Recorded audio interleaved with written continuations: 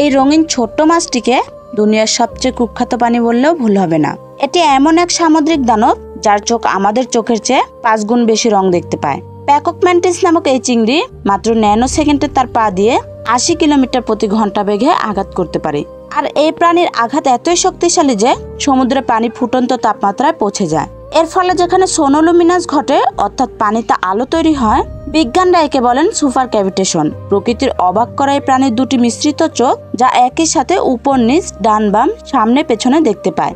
এমনকি আল্ট্রাভায়োলেট আর পোলারাইজড লাইটও দেখতে পায়।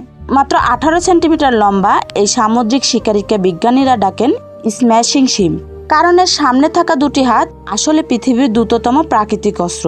প্রতি ঘন্টা 80 কিলোমিটার বেগে ছুটে আসে এই ঘুষি, যার ফলে শিকার মুহূর্তেই অজ্ঞান বা ছিন্ন ভিন্ন হয়ে যায়। বিজ্ঞানরা বলছেন এর এক একটা ঘুষির শক্তি এমন যেন 22 কিলোমিটার বুলেট ছোড়া হচ্ছে পানির নিচে।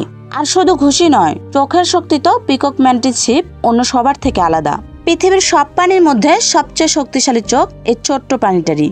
মানুষের চোখ যেখানে মাত্র 3 রং চিনতে পারে, সেখানে ম্যান্টিস শিপ দেখতে পায় 12টি রং।